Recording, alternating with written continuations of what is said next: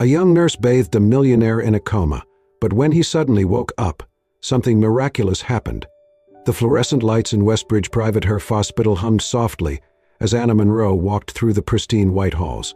She had been a nurse here for almost 2 years, but today felt different. The moment she received the unexpected summons to Dr. Harris's office, the head of neurology, a strange feeling settled in her chest. Had she done something wrong?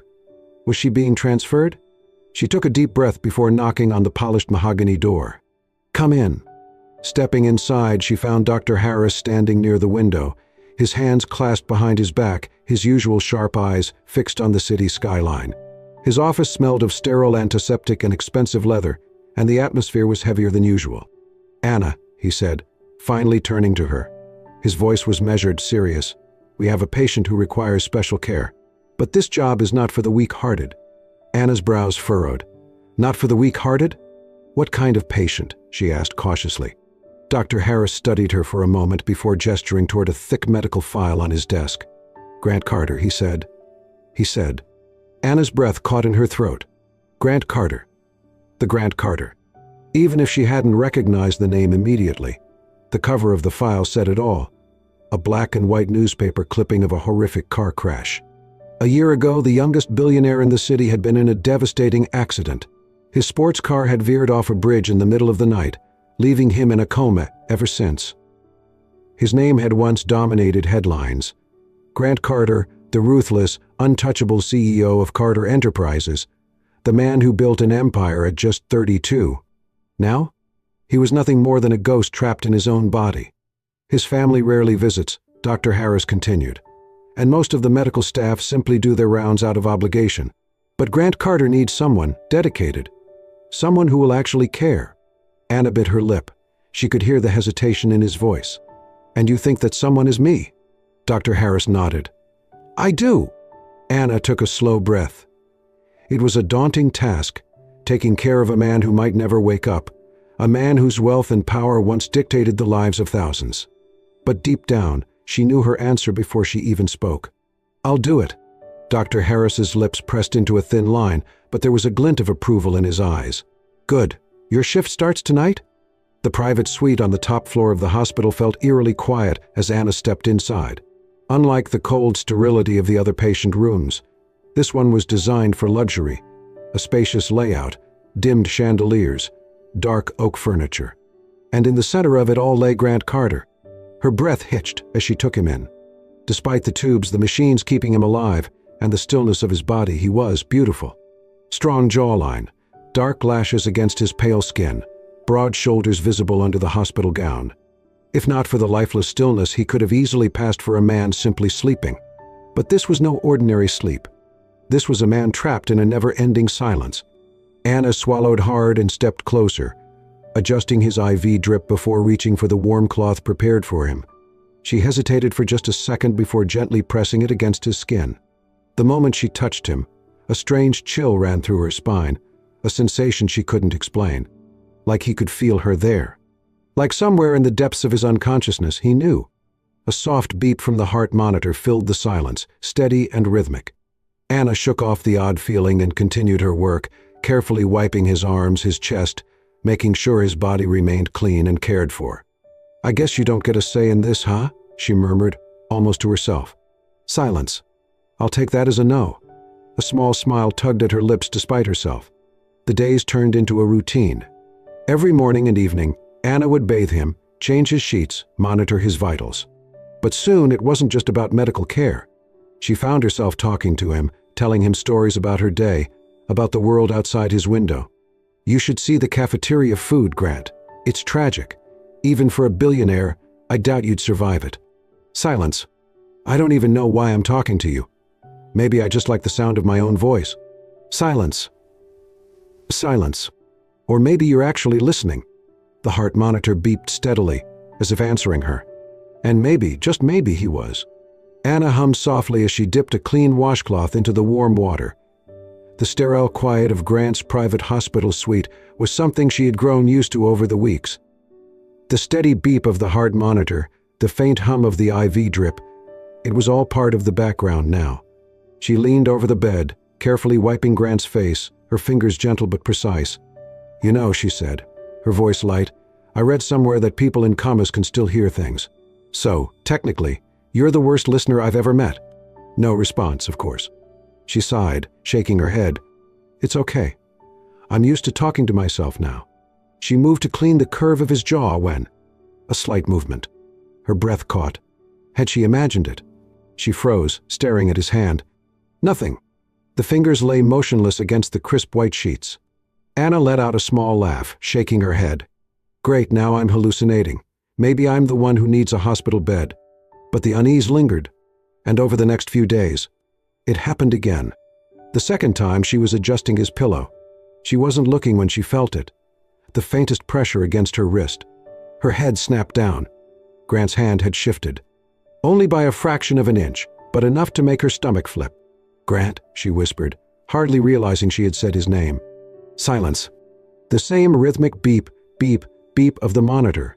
She placed her hand over his, feeling his warmth, his stillness, his potential movement. Nothing. Was she imagining things? Or was something changing? Anna couldn't shake the feeling, so she reported it to Dr. Harris. He moved? The doctor arched a skeptical brow. I think so, Anna admitted. At first I thought I imagined it, but it keeps happening. His fingers twitch. His hand shifts slightly. It's small, but it's there. Dr. Harris leaned back in his chair, deep in thought. We'll run tests, he finally said.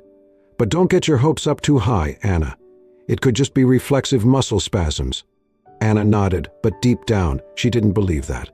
She felt something happening. And when the test results came back, she wasn't surprised. There's increased brain activity, Dr. Harris told her. His neurological responses are stronger than before. Her heart leaped. So he's waking up. Dr. Harris hesitated. Not necessarily. It could mean anything, but it's a good sign. It wasn't the answer she wanted, but it was enough. That night, as she sat beside his bed, Anna found herself talking to Grant more than usual. I don't know if you can hear me, but something tells me you can, she murmured. She glanced at his face, at his strong features, still unmoving. But for the first time, she felt like she wasn't alone in the room. So she talked. She told him about her day, about the patients who frustrated her, about the rude doctor on the third floor who always stole her coffee.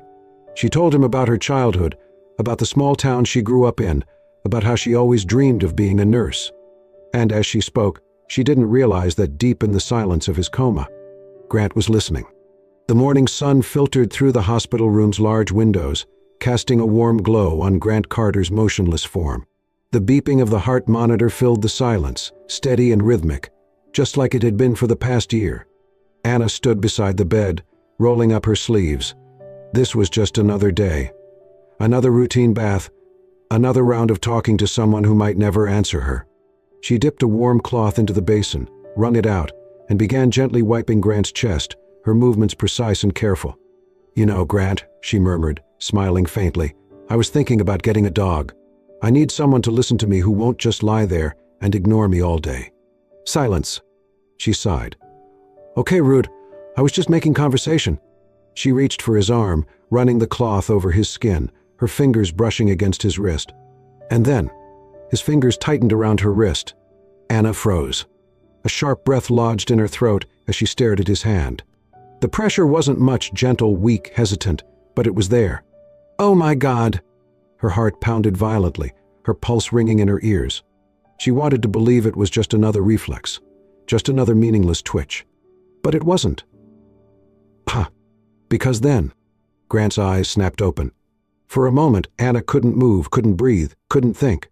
She had spent months staring at those closed eyelids, watching for any sign of movement, any flicker of life. And now, those deep ocean blue eyes were looking right at her. They were confused, unfocused, vulnerable, but alive. Grant's dry lips parted. His voice was hoarse, barely a whisper, but it was real. Company. La-I? Anna's entire body tensed. Her knees almost buckled, her breath caught between disbelief and sheer panic. He spoke. He woke up. The impossible had just happened.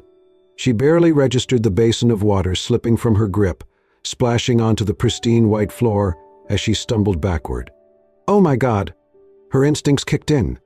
She turned and slammed her hand against the emergency button on the wall. A loud alarm blared through the hallway. Seconds later, the door burst open, and a team of doctors and nurses rushed in, led by Dr. Harris. "What happened?" Dr. Harris demanded as he moved to the bedside, already checking Grant's vitals. Anna's voice shook. He grabbed my hand. He opened his eyes. She looked back at Grant, still unable to believe what she was seeing. His chest rose and fell shakily, his eyes darting around the room as if trying to piece together where he was, what was happening. He wasn't fully aware, not yet, but he was here. Dr. Harris's expression turned from shock to action. "Get me a neurological team now." Nurses scrambled, voices overlapping in disbelief as they hurried to perform tests. The room was a whirlwind of motion, but Anna couldn't take her eyes off Grant. Then, as if feeling her gaze, his eyes found hers again. And this time he didn't look away. Everything was happening so fast. The doctors were asking him questions, shining lights into his pupils, testing his motor functions. But through it all, Grant's gaze kept drifting back to Anna. She stepped forward hesitantly, swallowing hard. "Grant," she whispered. "Do you remember anything?" He stared at her, blinking slowly. A long silence stretched between them. Then, his fingers twitched again, and before she could react, he reached for her hand. Weakly, slowly, but deliberately. His hand closed around hers, his grip fragile yet firm, as if he had always known her. Anna's breath hitched. Dr. Harris looked up sharply. "Grant, do you know who she is?" Grant didn't answer immediately. His brows furrowed, his gaze never leaving Anna's. "I don't know," he murmured, voice rough from months of disuse. "But I feel like I should." A chill ran down Anna's spine. Because even though Grant Carter didn't remember her, something deep inside him did. The days after Grant's miraculous awakening were filled with tests, therapy, and endless questions. Doctors were amazed by his recovery. Physically, he was weak but improving. His muscles, stiff from a year of immobility, were regaining strength through rehabilitation. But mentally, that was another story. Grant couldn't remember anything about the accident, and the more they pressed him for details, the more frustrated he became. "Grant, let's try again," Dr. Harris said during one of their sessions. "What's the last thing you remember?" Grant rubbed his temples, his expression tense. I don't know." "Anything? Where you were? What you were doing?" Grant exhaled sharply. "I told you. It's just pieces, flashes. Tell me about them." A long silence. Then, Grant closed his eyes, his brows furrowing. "I remember a feeling." His voice was slow, uncertain. Like something was wrong. Like I was in danger. Anna, who had been listening quietly from the side, stiffened. Grant continued, his fingers clenching. There was a road, headlights, and then nothing. Just black. Dr. Harris sighed. "It's common for trauma victims to block out painful memories. It may come back on its own. But for now, we focus on recovery." Grant nodded, but Anna could see the frustration in his clenched jaw. And deep down, she couldn't shake the feeling that something wasn't right. That night, unable to stop thinking about it, Anna went to the hospital archives. She had read Grant's file before, but this time she went through every detail with fresh eyes. And that's when she saw it. Something she had missed before. The report from the accident reconstruction team stated that Grant's brakes had failed. Failed. Not worn out. Not malfunctioned. Tampered. A chill ran down her spine. This wasn't just an unfortunate crash. Someone had wanted Grant dead, and he had no idea. Taking a shaky breath, she closed the file. She needed to tell him.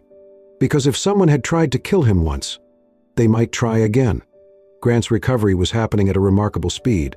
In just a few weeks, he had gone from being bedridden to sitting up, eating on his own, and speaking in full sentences. Now, with the help of physical therapy, he was learning to walk again. And through it all, Anna was there. Every step, every struggle, every frustrating moment where he wanted to give up, she pulled him back. "I can't do this," Grant muttered, gripping the parallel bars tightly as he attempted to lift himself. "Yes, you can," Anna said firmly, standing beside him. "You've already come this far, Grant. Don't stop now." He turned to look at her, his breathing heavy. She wasn't just saying words to motivate him. She truly believed in him, and that made him believe in himself. With a determined exhale, he took another step forward. Anna's face lit up. That's it. For the first time since waking up, Grant smiled. Not out of politeness, not out of obligation, but because, for the first time, he felt alive again. And he knew exactly who to thank for that. Anna wasn't like the others. She didn't treat him like a charity case. She didn't see him as a billionaire trapped in a hospital bed. She saw him. Just Grant. And that was why he found himself gravitating toward her. Whenever she was in the room, the world felt lighter. Whenever she spoke, her voice pulled him from the darkness that still lingered in his mind. And whenever she touched him, a hand on his arm, steadying him as he walked, adjusting his pillow, his skin tingled with something he couldn't explain. One night, after a particularly long therapy session, Anna suggested taking a walk in the hospital's garden. Fresh air might do you some good, she said, smiling. Grant agreed. But what he didn't expect was how different everything would feel outside those hospital walls. The cool night air, the rustling trees, the moon casting a soft glow over the world. For the first time, he felt like a person again. Not a patient. Not a mystery with missing memories. Just himself. Why? And beside him, Anna. They walked slowly, Anna holding onto his arm for support. At first, Grant thought it was just part of her job. But then, he saw the way her fingers lingered on his wrist, the way she glanced at him when she thought he wasn't looking, the way her breath hitched slightly whenever he stepped too close. And suddenly, he knew. She felt it too. That pull, that unspoken connection between them. They stopped near a small stone bench, the moonlight casting shadows across the garden. Grant turned to face her, his heartbeat unsteady for a different reason this time. Anna opened her mouth to say something. But before she could, Grant took her hand. Her lips parted in surprise, her eyes searching his. I don't remember anything about my life before this, he admitted, his voice low. But I know one thing for sure. Anna swallowed. What? He tightened his grip around her fingers. I trust you. The words were simple, but to him, they meant everything. And judging by the way Anna's breath caught in her throat, the way her cheeks flushed under the moonlight, the way she didn't pull away, she understood. And for now, that was enough. The night was restless. Grant tossed and turned in his hospital bed, his body still weak but his mind racing. And then, a flash.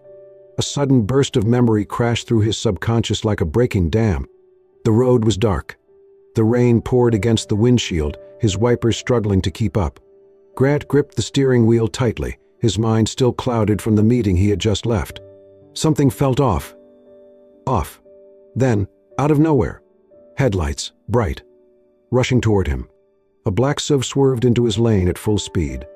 Grant yanked the wheel, his tires skidding on the slick pavement. The brakes, they didn't work. His heart pounded as he desperately tried to regain control. And just before impact, his eyes darted to the side of the road. A shadowy figure stood there, watching. And then, blackness! Grant's eyes snapped open, his breath coming in short, uneven gasps. His pulse raced, sweat clinging to his skin. The memory had been so vivid, so real. And now, he knew the truth. This wasn't an accident. Someone had tried to kill him. Anna noticed something was wrong the second she walked into his room the next morning. He was different. His usual smirk was gone. His body was tense. His hands were clenched into fists. "Grant?" she asked carefully. "What's wrong?" His piercing blue eyes locked onto hers, filled with a new intensity. "I remember something." Anna's stomach dropped. "The accident?" He gave a stiff nod. "It wasn't an accident, Anna. Someone tampered with my brakes. And there was a man, standing on the side of the road, just watching as my car crashed." Anna felt chills run down her spine. Everything she had suspected, he had just confirmed it. But the question remained. Who? And why? Why? Anna and Grant spent the next few days digging deeper, going through Grant's files, company records, and anything that could hint at someone wanting him gone. Then finally they found it. A financial transfer, a large sum of money wired just days before the accident. The recipient? A known criminal with a history of orchestrating staged crashes. And the sender? Nathan Carter, Grant's half-brother. The realization hit like a ton of bricks. It was him, Grant whispered, gripping the edge of the table. Nathan had always been jealous, always felt like Grant was the favorite, the one who inherited their father's legacy while he was left in the shadows. And now he had tried to erase Grant completely. Anna felt her heart clench. Grant, he wanted you dead. Grant's jaw tightened. And now, I'm going to make sure he pays. That evening, Grant and Anna arranged to meet Nathan face to face.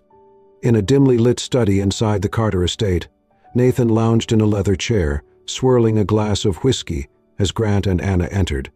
Well, well, Nathan smirked. The dead man walks. Grant's eyes burned with fury.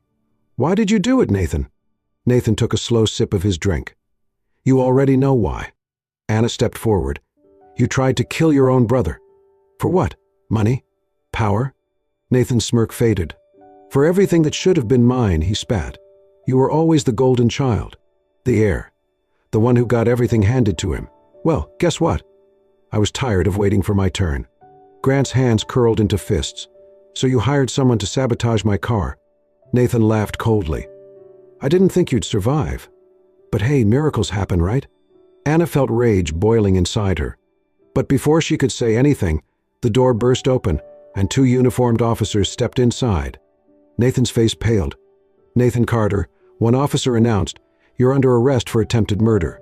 Nathan whipped around to Grant, his expression twisting into panic. You set me up. Grant tilted his head. No, brother. You set yourself up. Nathan was dragged away in handcuffs, screaming empty threats. And as the door slammed shut behind him, a heavy silence filled the room. Grant finally exhaled, his shoulders relaxing for the first time since waking up. It was over. Justice had been served, and he was finally free. The Carter estate had always been grand, imposing, and cold, a fortress of wealth built on generations of power.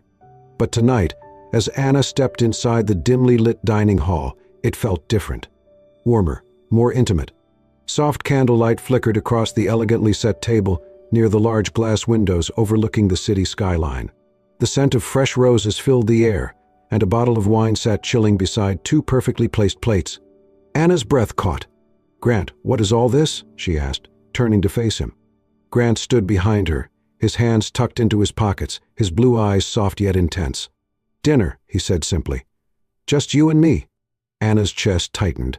For the past few weeks, their lives had been a whirlwind, from his recovery to unraveling the truth about his accident, to seeing his brother arrested.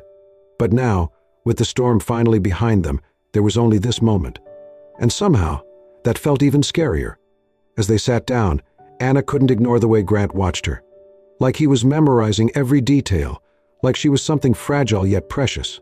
You're quiet, she said, giving him a small, teasing smile. That's not like you. He exhaled, swirling his wine glass between his fingers. I've been thinking. That's even more dangerous, she joked. He didn't laugh. Instead, he leaned forward, his gaze burning into hers. Anna, do you know how many people walked away from me while I was in that coma? Her smile faded. 2. She knew. She had seen it firsthand, the way his family had treated him like a burden, the way his so-called friends had moved on. The only reason he had survived that darkness was because someone stayed. Because she stayed. But you didn't, Grant murmured. You were there, day after day. You took care of me when I couldn't even open my eyes. When I was nothing but a lost cause to everyone else, you refused to give up on me. Anna's throat tightened. She had never thought about it that way. She had just done what she felt was right. But to Grant, it had meant everything. Grant leaned closer, his fingers brushing against hers on the table. Anna, I have everything. His voice was soft but firm. Money, power, influence. But none of it means anything without you. Anna's breath hitched. Grant, let me finish, he whispered. His hand finally closed around hers, his thumb tracing slow, delicate circles against her skin. I don't know how it happened. I don't know when it started. But what I do know is that every moment I was trapped in that coma, you were the one keeping me alive. You were my light in the dark, Anna. Her eyes burned with tears. I love you. The words crashed into her, stealing the breath from her lungs. Not because she hadn't felt it too, but because hearing it from him made it undeniably real. Grant Carter, the man who had once lived in a world of cold calculations, business deals, and power plays, was now sitting across from her, baring his soul. And for the first time in her life, Anna felt something she had never felt before. Truly, completely, irrevocably cherished. Tears slipped down her cheeks, but she smiled through them. Grant, she whispered, you have no idea how much that means to me. He reached up, gently wiping a tear from her face. "Then let me show you." And as he leaned in, pressing his forehead against hers, Anna knew. This was only the beginning. Months had passed since that fateful night when Grant confessed his love for Anna. And in that time, everything had changed. Grant had fully recovered, regaining his strength through endless hours of rehabilitation and training. His body was no longer weak, no longer held back by the accident that nearly took his life. And now? He was Grant Carter once more, back at the helm of Carter Enterprises, standing in the boardroom with the confidence of a man who had been to hell and back, and survived. But there was one crucial difference between the man he was before the accident and the man standing here now.